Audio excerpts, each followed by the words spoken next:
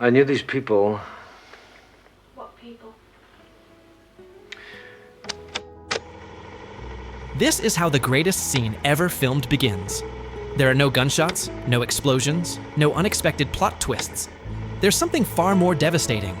Two completely broken people, separated by a mirror, confessing, remembering everything they've lost. To understand the power of this scene, we need to know the context, because it doesn't just appear out of nowhere, it simmers slowly for almost 2 hours. And when it finally arrives, it breaks you from the inside.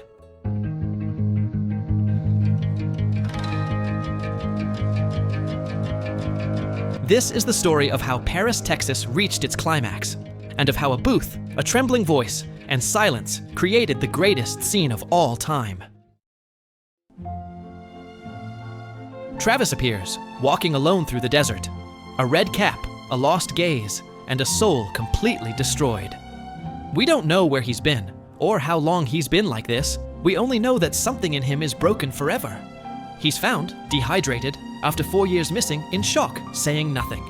Maybe he's forgotten his past, or maybe he simply doesn't want to remember. When his brother picks him up, a strange journey begins. A man who looks like a ghost, trying to come back to life. He rediscovers his son, now cared for by his brother. A child who barely remembers him. A child who's learned to live without him.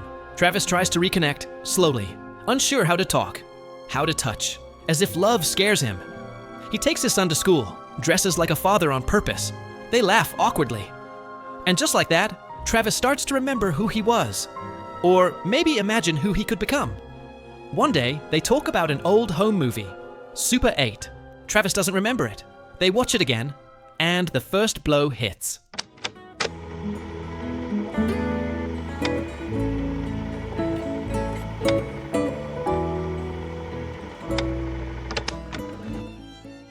Something's missing.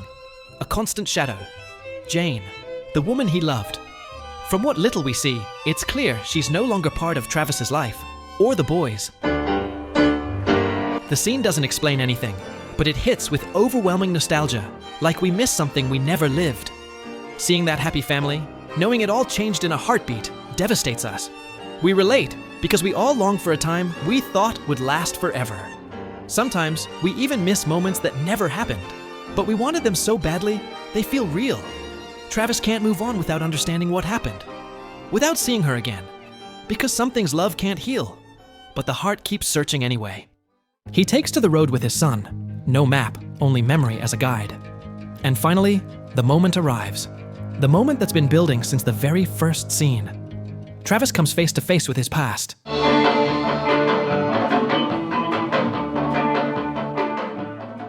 She appears, the woman who represents everything he once had and everything he'll never have again. But at first, he doesn't see her. When he enters the booth, he finally sees Jane. For the first time in years. But she doesn't see him. She's behind a one-way mirror, speaking to a shadow she doesn't recognize. He watches her like someone watching a memory, like someone watching a life that no longer belongs to him. Jane speaks to strangers, mechanically. Travis breathes as if each breath hurts. He's in front of the love of his life, the source of his pain, and he can't speak, as if seeing her alive is harder than losing her. This isn't just a reunion. It's the impossibility of connection, even when they're inches apart. The metaphor is brutal. He can see her, but she can't see him. The past is present, but untouchable. And Travis leaves without saying a word. After that shock, Travis prepares himself emotionally. He's not the same man who left the desert. He's not healed, but he's different. Now, he doesn't just want to see her. He wants to speak to her. He wants to give her something before leaving. And then comes the greatest scene in cinema history.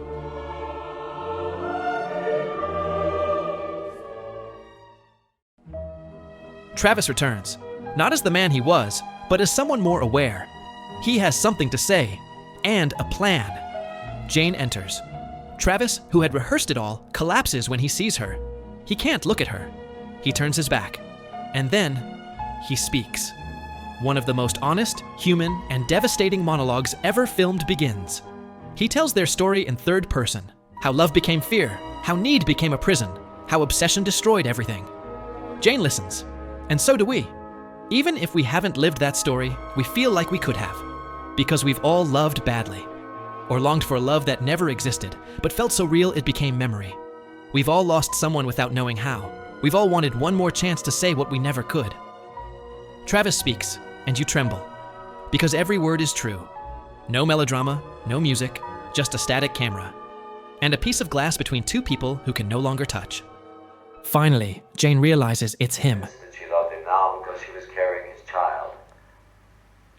And he was going to dedicate himself to making a home for. He ran until the sun came up. She asks to see him, begs him to show himself.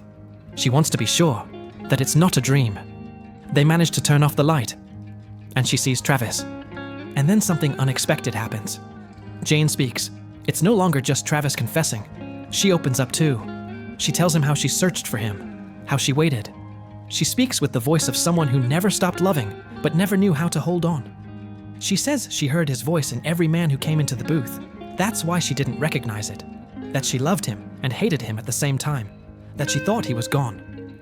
Forever. But here's the heartbreaking part. Travis isn't there to win her back. He's not asking for forgiveness. He came to give her something, to tell her their son is waiting, that he needs her, and that Travis can't stay. Jane is left alone, staring at her own reflection, with a truth that paralyzes her.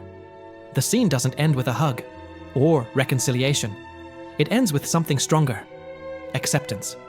Two people finally see each other, with everything that means, and still know they can't be together.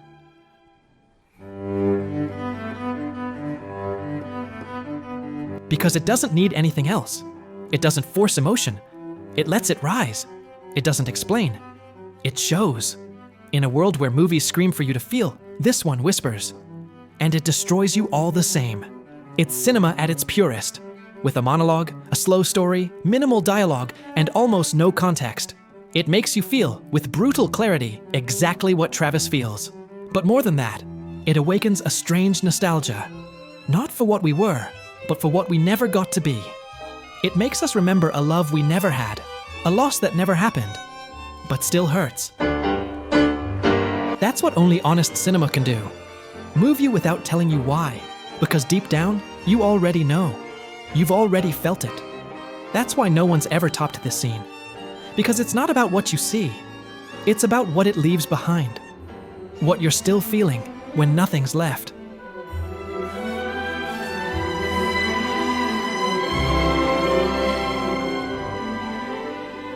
There's something universal in this scene. It doesn't matter if you've never loved like this, or lost someone like this.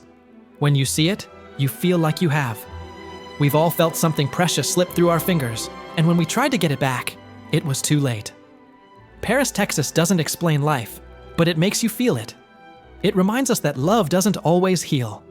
That sometimes love means knowing when to leave, knowing when to let go, even of the one you loved most.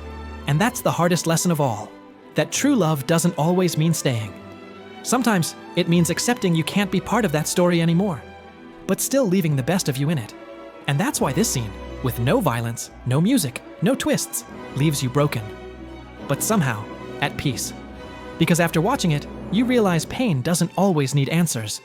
Sometimes, it just needs to be heard.